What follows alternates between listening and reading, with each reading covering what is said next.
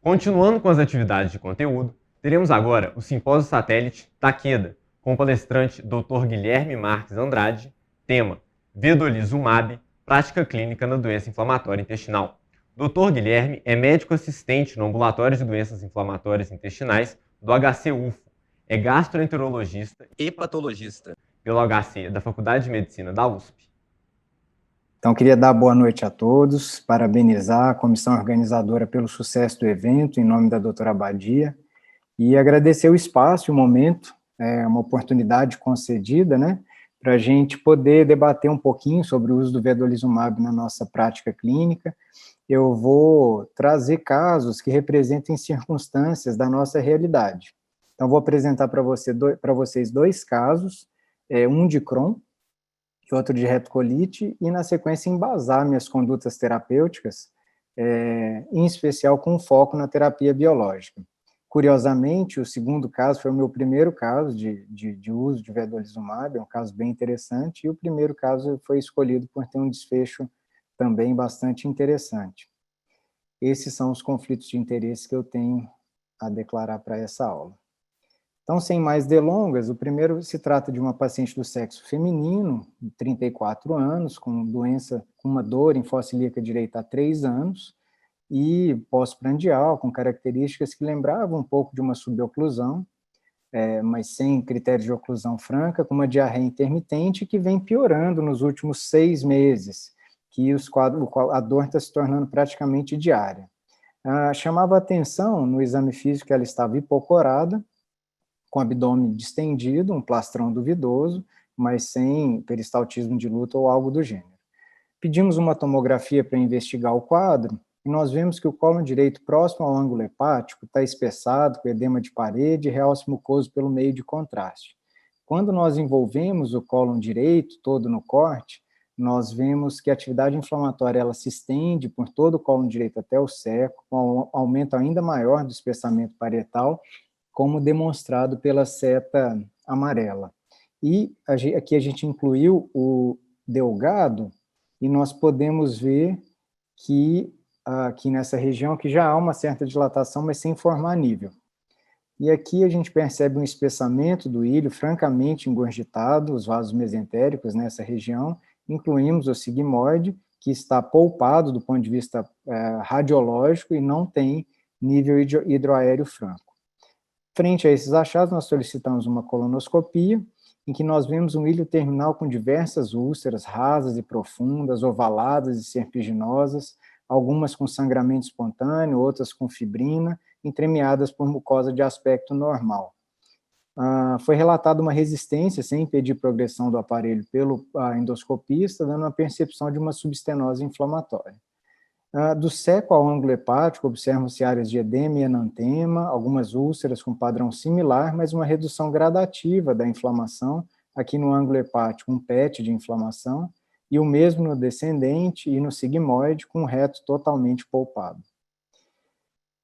De exames complementares, nós vimos, digno de nota, uma anemia ferropriva, com deficiência de ferro e vitamina B12, uma PCR elevada e uma albumina tendendo à queda, podendo representar uma desabsorção, uma proteína de fase aguda negativa, ou mesmo aumento da permeabilidade intestinal. As sorologias negativas, PPD fraco reagente, raio-x de tórax normal, e uma biópsia com uma colite crônica inespecífica, um infiltrado inflamatório misto, como habitualmente a gente vê. Frente a isso, fez-se o diagnóstico de uma doença de Crohn, e partimos para o estadiamento e classificação fenotípica, que é o habitual de ser feito antes de se iniciar o tratamento. A paciente tinha um CDAI calculado de 252, que a classificava como uma doença moderada grave, um CSCD não calculado, porque não é uma prática tão frequente fora dos estudos, mas certamente acima de 16. Ela é de topografia iliocolônica, e ela tem uma substenose inflamatória e úlceras profundas, que a classificam como uma doença de mau prognóstico. Quais seriam nossas condutas possíveis frente a essa paciente? Um detalhe importante que eu não mencionei é que a paciente era médica, uma colega da medicina interna, mas uma colega de extremo bom senso, um cavalo de batalha para trabalhar, tanto que ela ficou 3 anos com dor e não procurou ajuda, mas ela era de extremo bom senso e ela me fez 3 perguntas que eu acho que a gente sempre deve se fazer enquanto profissionais para nos colocarmos no lugar do paciente. Basicamente, se a medicação era segura, se ela iria atingir os resultados habituais esperados, e caso ela não melhorasse, se alternativas de resgate seriam satisfatórias, né? E, por fim, ela me fez a pergunta-chave, que se ela tem motivo para se preocupar. Eu vou tentar responder essas 4 perguntas dela na sequência de informações para vocês. Nós optamos por iniciar com vedolizumab, e a gente vai falar a resposta dela mais adiante. Então, começando para responder a última pergunta da paciente, que eu interpretei como: eu tenho com que me preocupar, eu tenho algum critério de que eu vá mal, que eu vá precisar internar, que eu vá precisar operar, que eu não vou responder ao tratamento? E a resposta é sim. Ela tinha uma doença subestenosante, ela tinha úlceras profundas, que sabidamente são fatores de mau prognóstico. Ela era uma paciente jovem, mas do ponto de vista estatístico, uma idade ali na trave, mas que também poderia representar um longo caminho de doença pela frente. Então, nós precisamos entrar com uma terapia modificadora de doença e não simplesmente resolver o problema dos sintomas da paciente, né? E o que eu acho extremamente relevante é a gente se preocupar com aquilo que realmente importa para o paciente. Na nossa estratégia do STRIDE, que é tratar visando um alvo específico e com alvos de cicatrização e de resposta específicos, que provavelmente o Dr. Júlio Scheble vai nos dar mais detalhe da última publicação do STRIDE 2, que é bem recente, a gente precisa se preocupar com as expectativas do paciente em primeiro lugar, que é os desfechos orientados pelo paciente. E os médicos, quando são de bom senso, são uma benção, né? Quando eles são dissonantes, é muito ruim tratar deles enquanto pacientes.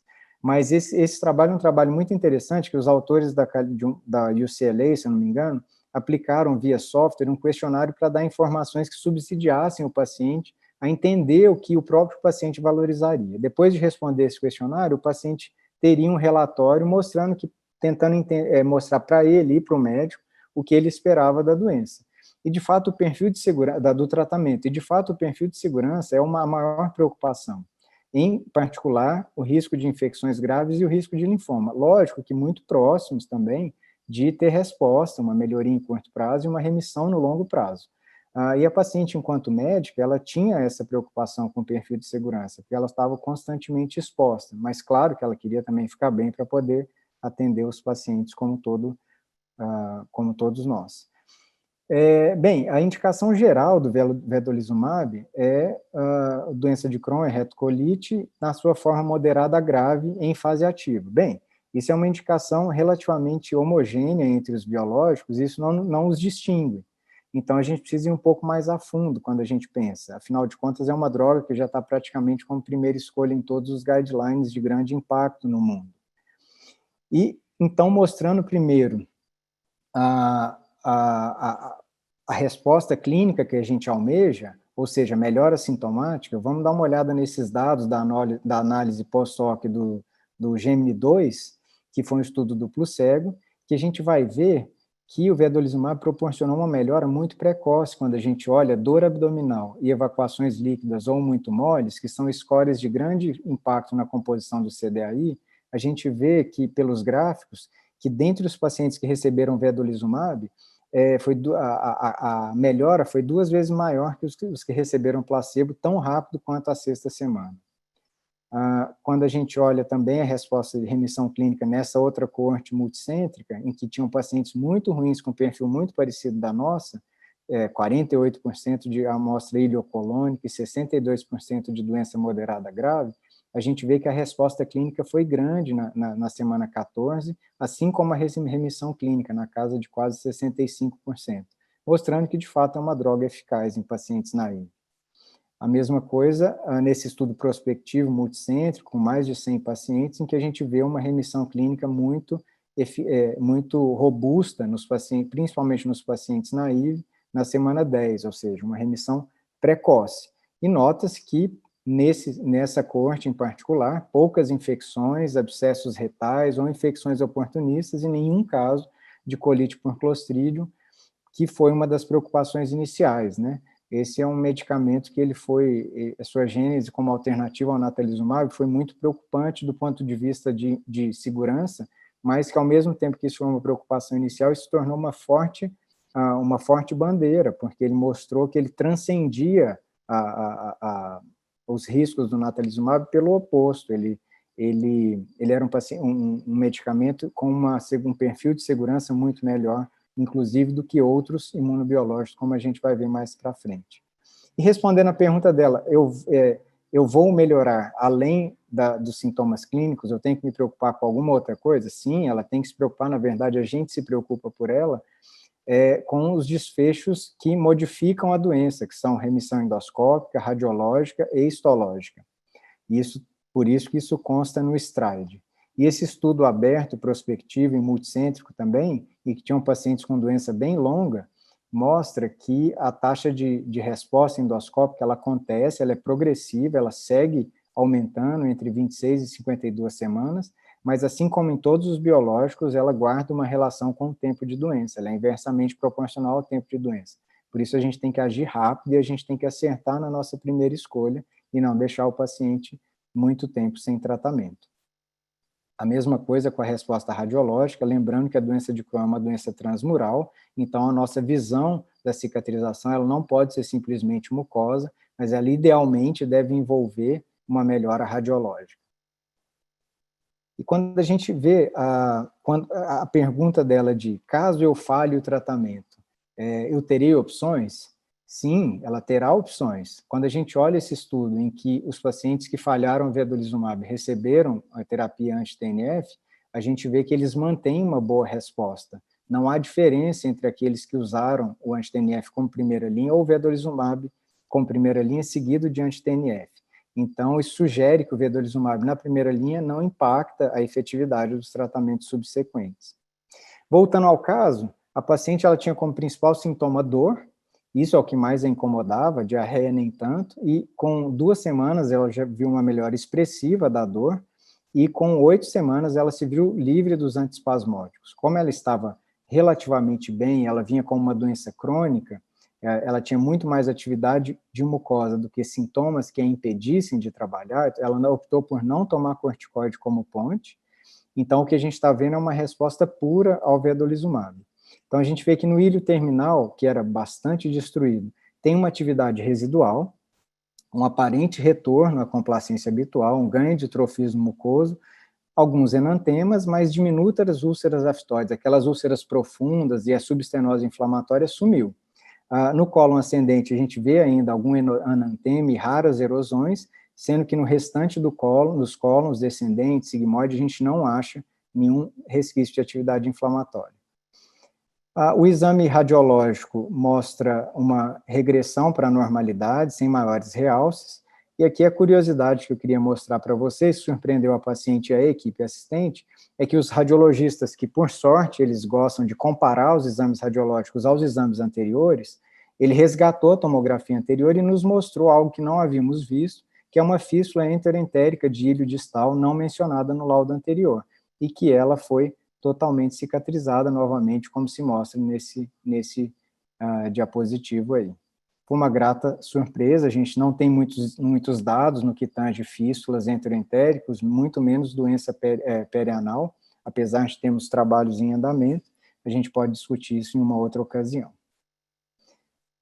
Então, a gente vê que, no caso da doença de Crohn, o vedolizumab tem um bom perfil de segurança, ele mostra uma melhora sintomática precoce, como a gente viu, ele induz remissão e resposta endoscópica na semana 26, aqui a gente viu um pouco mais do que isso, ele induz remissão histológica, e ele pode ser usado como primeira linha e não impacta qualquer tratamento subsequente que a paciente possa vir a ter. Então, ele é uma boa opção para ser usado como biológico de primeira linha.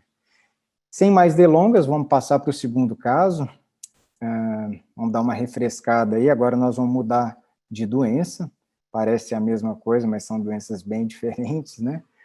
Então, aqui a gente já está de frente para um paciente do sexo masculino, de 26 anos, sem comorbidades prévias. Ele trazia um diagnóstico de uma retocolite há 5 meses, teoricamente era uma colite esquerda, em que foi iniciada a mesalazina, 4,5 gramas dia, há 1 mês.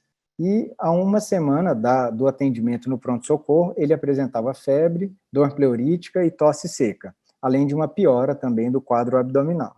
Ele estava descorado, febril, taquicárdico e tinha murmúrios abolidos em bases e bulhas hipofonéticas e um abdômen doloroso, mas sem maiores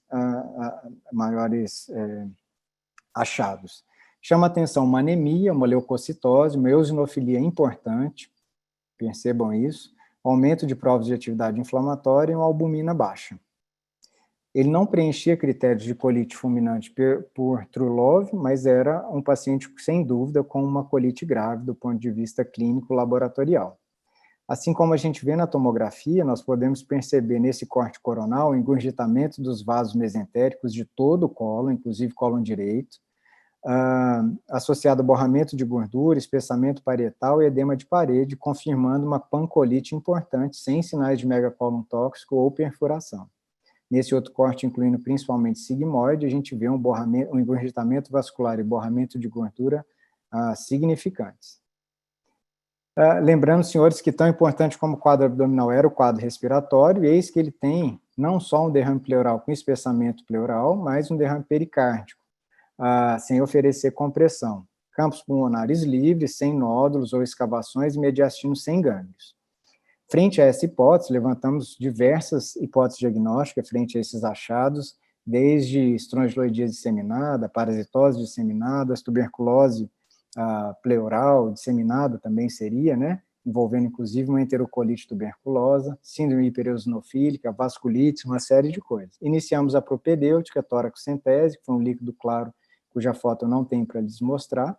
Enquanto aguardávamos, como bons gastroenterologistas, indicamos uma colonoscopia, em que o ilho estava poupado, mas os demais, colonoscopia essencialmente para coletar a amostra de anátomo patológico, lembrando que nós avisamos o colonoscopista que nos bastava a amostra de sigmoide, mas ele progrediu o exame de acordo com a sua descrição e segurança, mas que mostrava, então, um cólon extremamente doente, friável, com úlceras profundas e perda da sua anatomia, conformação anatômica habitual. Isso, então, em todos os segmentos. Colhemos a amostra, enviamos para o patologista, iniciamos antibióticos, prednisolona em dose mais baixa e deixamos em jejum. O paciente evoluiu com tamponamento cardíaco, precisou de drenagem torácica esquerda e pericardiectomia, mas evoluiu muito bem. A toracoscopia foi bem sucedida e a impressão do cirurgião era de um processo inflamatório não purulento e não granulomatoso. Bom, tínhamos o diagnóstico temporário de uma colite crônica agudizada, até questionamos se era de fato retocolite, né, pelo fato de poder ser uma tuberculose ou algo do gênero. O Clostridium era negativo a essa altura, assim como um painel que a gente faz de cerca de 25 patógenos específicos. E a serosite foi taxada como inespecífica à altura, tinha um IGRA normal, era um transudato com ADA limítrofe, BAR negativo, eosinófilos bem aumentados, e o reumatograma negativo. Frente a isso, com o respaldo da Infect, nós aumentamos a dose do corticoide, considerando até as doses mais altas que eles usam para meningite e tuberculose, iniciamos com o esquema antituberculoso, antibiótico, e suspendemos a mesalazina.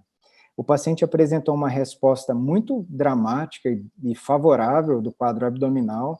Aqui a gente percebe queda de todas as provas inflamatórias, uma anemia que se intensificou, mas recebeu muito volume, lembrando que ele foi operado aqui no meio, mas ele reduziu bastante as evacuações, o sangramento menor que 10% das evacuações, sem dor abdominal, estado geral muito bom, assim como o estado pulmonar e cardiovascular. Drenos secaram, tirou bastante rápido. E eis que chegam as nossas biópsias, que mostram microabscesso de cripta, colite crônica inespecífica, infiltrado eosinofílico modesto, mas sem maiores achados. E as biópsias das serosas e gânglios adjacentes, também uma serosite inespecífica, com uma eosinofilia importante, e a pesquisa por PCR toda negativa, com ausência de granulomas. Nós já havíamos visto inúmeros achados de derrames pleurais e síndromes eosinofílicas associadas aos aminosalicilatos, e nós compramos essa ideia frente a todas as possibilidades diagnósticas, e se estabeleceu, então, o diagnóstico de uma retocolite, um Maio 11, uma moderada grave, e uma serosite eosinofílica. Este era um paciente empresário da tecnologia, com grande acesso às informações, ele queria segurança, não queria corticoides ou imunossupressores, tinha medo de retornar ao quadro respiratório, medo de reativar alguma infecção oculta, e ele queria monoterapia. Nós desmamamos o corticoide e a gente ficava só com cirurgia ou vedolizumab. Nós optamos pela terapia com vedolizumab. Bem, e o que nos embasou? Primeiro, efetividade e segurança. Como a gente vê nessa coorte retrospectiva, os pacientes observam que a taxa de resposta clínica dos pacientes com retocolite ao vedolizumab é elevada logo na 14ª semana, à semelhança do Crohn. E nessa coorte tinham pacientes graves, com mais de 50% de doença grave, e 62% de pancolite, à semelhança do nosso paciente. Do ponto de vista de eficácia, essa análise do Gemini também nos mostra uma cicatrização de mucosa muito relevante desde logo da semana 6, com vedolizumab, e aumentando na semana 52. Então, nós podemos concluir que grande parte dos pacientes com retocolite moderada a grave responde ao tratamento na semana 14, e inclusive evolui com cicatrização de mucosa. Nessa outra análise comparativa, com a análise exploratória de subgrupo, sugerem que o vedolizumab, frente a outros anti-TNFs, ele tem uma probabilidade maior de alcançar remissão clínica e também, em específico, no análise de subgrupo, quanto ao infliximab, em que pese as limitações desse tipo de análise. Um estudo que foi muito decisivo, nós não tínhamos esses dados à época, lembrando que esse foi meu primeiro paciente, por volta de 2017 ou 2018, não lembro. Esse estudo que saiu comparando head-to-head vedolizumab e adalimumab, avaliando como desfecho primário a remissão clínica na semana 52, nós vemos que o vedolizumab foi superior em praticamente todos os desfechos. Eu mostro aqui nessa figura a melhora endoscópica quanto à exposição prévia ao anti-TNF, que nos mostra principalmente uma resposta muito boa naqueles que são naives e podem, inclusive, evoluir com remissão histológica mínima pelos scores de Goebbels e Roberts. E aqui a gente vê que as duas curvas se separam bem precocemente, e elas se mantêm assim, com essa superioridade do vedolizumab sobre o adalimumab. Tivéssemos esses dados previamente, isso teria, inclusive, facilitado nossa escolha, já que fosse o caso da gente indicar um anti-TNF em monoterapia, provavelmente essa seria a nossa escolha, mas a gente vê aqui que a superioridade do vedolizumab é muito relevante.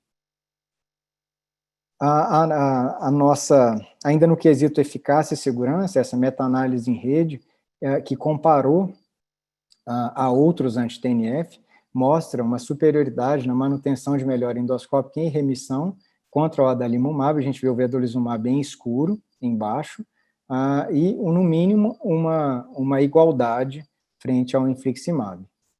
E aqui a gente vê contra outros tratamentos, como o ustekinumab, tofacitinib, que ele foi classificado como o maior sucra, tem a maior área para a manutenção da remissão e melhora endoscópica.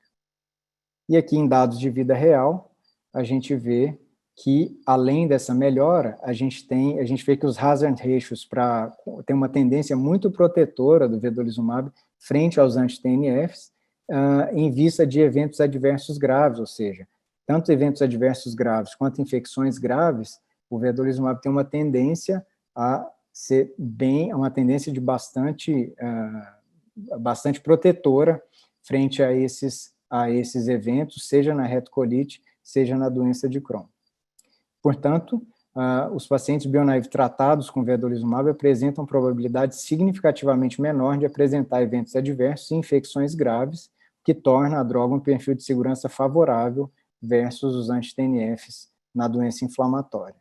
Voltando ao nosso caso, o paciente evoluiu muito bem, ele recebeu a primeira dose de ataque dele ainda internado, mais ou menos no 14º dia de internação, já livre de dispositivos, sem antibióticos. Na época, a gente usava essa estratégia por conta de uma questão de acesso à droga, o fato dele estar internado facilitava o acesso à droga, e ele recebeu alta sem aminosalicilatos, tampouco azatioprina ou outro imunossupressor, já que a grande motivação do uso foi como alvo de imunossupressão gut-specific e como estratégia poupadora de corticoide, já que o paciente caminhava para remissão em uso do corticoide, porque ele teve uma boa resposta inicial. E aqui, por fim, a colono dele, mostrando em que pese a não recuperação da conformação anatômica, a gente vê um colo em cicatrização, pálido, a gente não vê muito bem os vasos submucosos, mas alguma erosão e enantema sem nenhuma úlcera profunda, indicando uma boa resposta com 6 meses. Então, para concluir, no caso da retocolite também, os pacientes tratados com vedolizumab têm probabilidade significativamente menor de ter eventos adversos, né? Isso é uma coisa que a gente levou muito em consideração frente a uma serosite que poderia ser algo que recorreria ao paciente. Tem um bom perfil de segurança, portanto, tem superioridade ao adalimumab e tem uma taxa de resposta muito alta. Então, é uma opção de tratamento muito segura para a gente utilizar na nossa prática clínica. Infelizmente, a gente não vai ter tempo de debate, mas eu deixo aí o meu e-mail para quem quiser trocar alguma ideia.